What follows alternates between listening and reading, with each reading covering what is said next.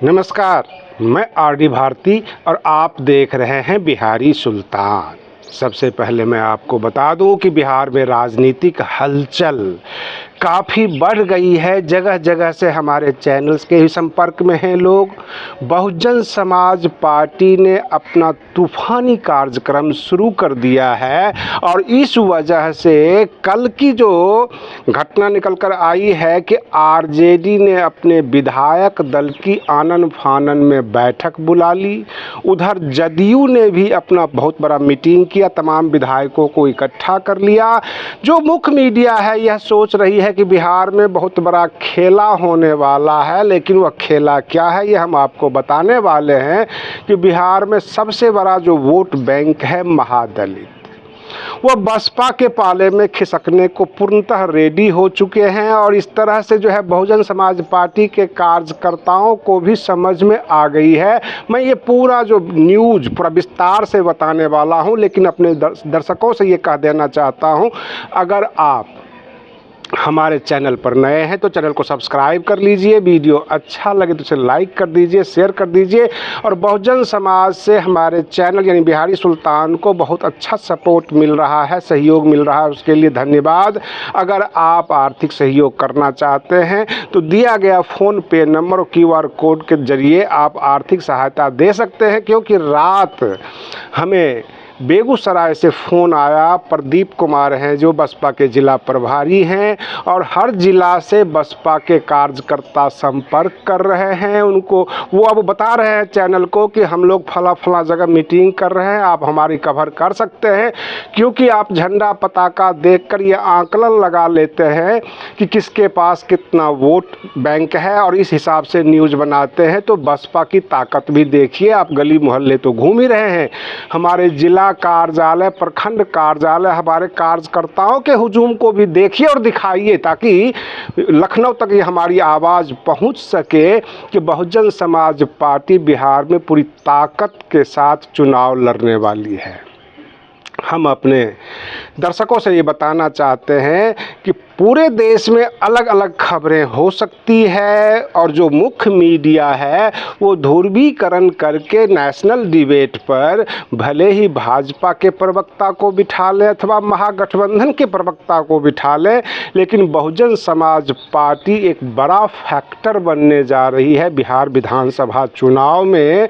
आम जनता को विकल्प नहीं था, आम जनता यह सोच रही थी कि या तो महागठबंधन को वोट देना है अथवा NDA को वोट देना है, लेकिन इस बार कुछ तीसरा ही विकल्प बनकर बहुजन समाज पार्टी उभर रही है। ऐसे हम लोग भी मानते थे, बहुत सारे चुनाव कवर किए, उस चुनाव में हमने ये देखा, ये पाया कि बहुजन समाज पार्टी के तरफ से चुनाव के ऊपर अच्छा खासा खर्च नहीं होता है। लेकिन इस बार बिहार विधानसभा चुनाव में ये तमाम भ्रांतियां दूर करने वाली है बहुजन समाज पार्टी। हम आपको बता दें, जैसा कि आपने ऑफिशियल ट्वीट देखा होगा, बहन मायावती जी ने कानपुर के बुद्धा पार्क में शिवालय बनाने का प्रोग्राम था, और बहन जी ने बड़ी जिम्मेदारी के साथ पोस्ट किया कि जगह जगह धर्म के नाम पे झगड़े झंझट नहीं होने चाहिए। वहाँ अगर आप शिवालय बनाएंगे, वो बुद्धा पार्क है, आए दिन धार्मिक टसल होगा, सरकार तुरंत संज्ञान ले और इस तरह की जो है वातावरण ना पैदा होने दे। और सरकार ने एक्शन भी लिया। बहन मायावती जी की हर विरोध के बारे में सोचती है, सरकार समझती है, पढ़ती है, वहाँ पर ब्यूरोक्रेट्स भी देखते हैं ये मामला सीरियस है, और उन्होंने शिवालय बनाने से मना कर दिया। तो बहन मायावती जी का केवल एक ऑफिशियल ट्वीट ही काफ़ी है किसी चीज़ को विरोध दर्ज कराने के लिए।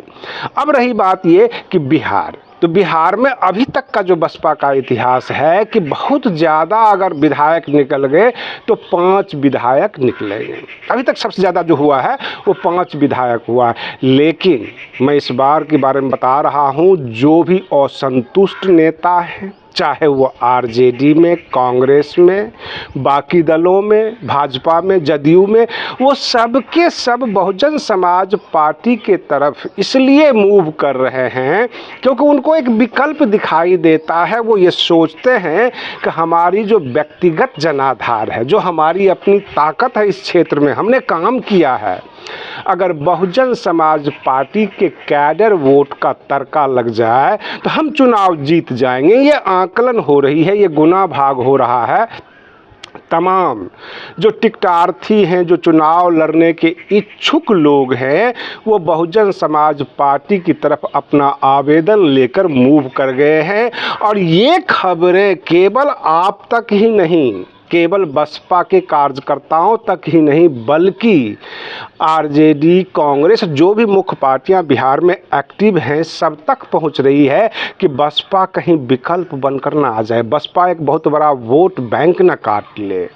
सबसे ज़्यादा चिंता महागठबंधन को है, क्योंकि वो मुस्लिम वोट और महादलित वोट को अपना जेब का पूंजी समझते थे कि जब चाहेंगे तब इस्तेमाल करेंगे। ये तो कहीं नहीं गया, लेकिन अचानक बसपा ने धावा बोल दिया, एक्टिव हो गया। जो सोशल मीडिया पे आप देखते होंगे कि बसपा का बुरा हाल है, बसपा का एक विधायक आया, ये उत्तर प्रदेश की कहानी।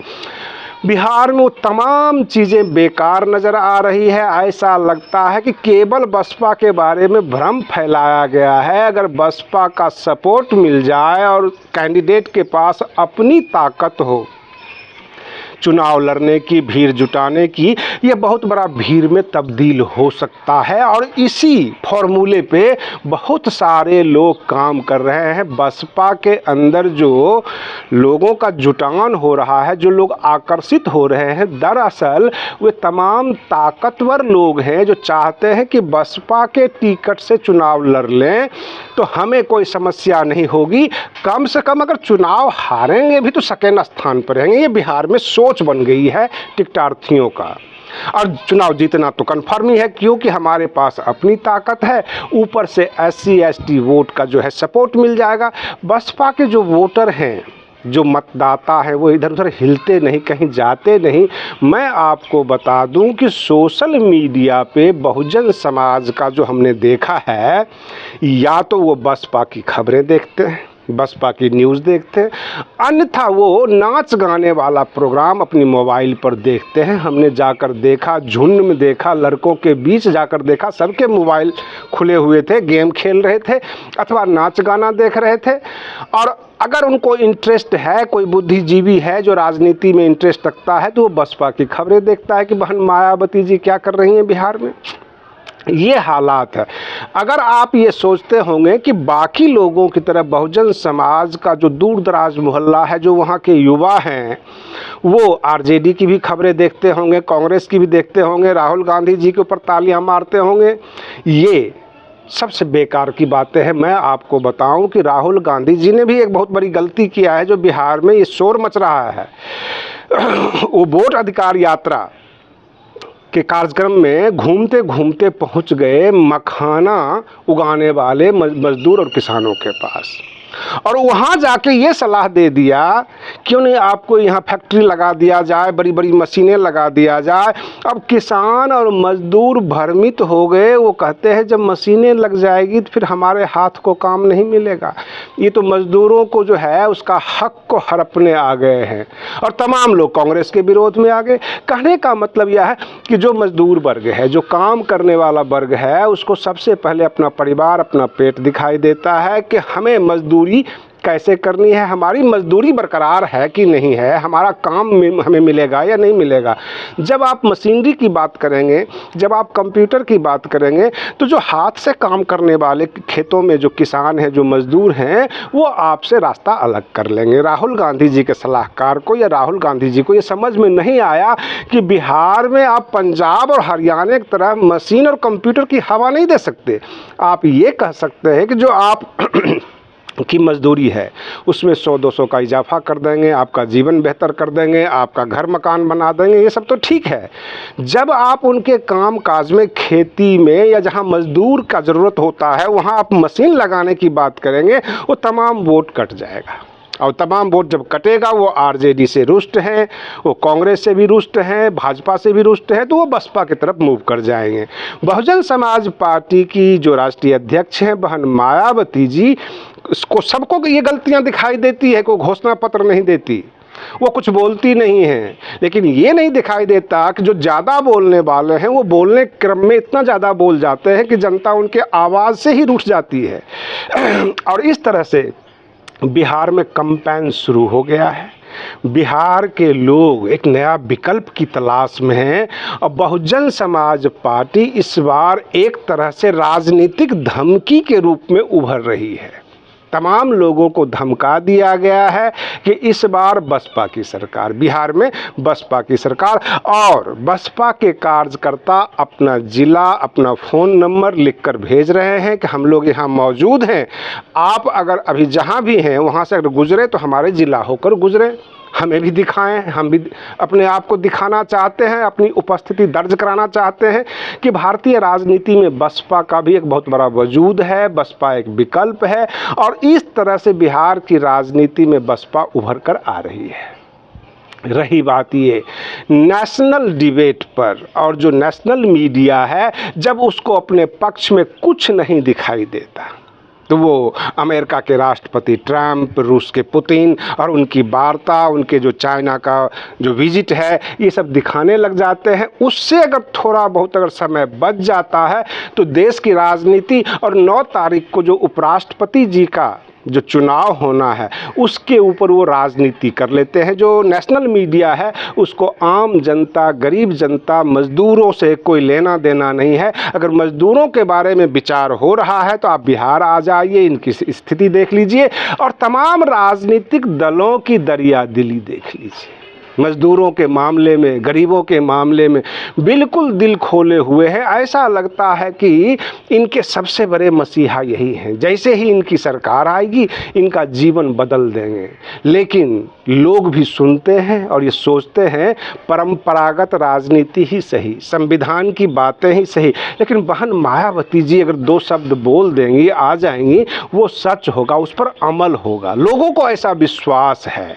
और इस हिसाब से बिहार की जो राजनीति है बसपा की तरफ मूव कर गई। हम ये दावा नहीं कर सकते अपने चैनल से कि बहुजन समाज पार्टी बिहार में सरकार बना रही है अथवा जीत रही है, लेकिन ये दावा हम जरूर कर सकते हैं कि सबका खेल बिगाड़ने में इस बार बसपा सक्षम है और अपनी पूरी तैयारी के साथ जुट गई है। इनके कार्यकर्ता काफ़ी उत्साह में हैं, जगह जगह प्रोग्राम हो रहा है।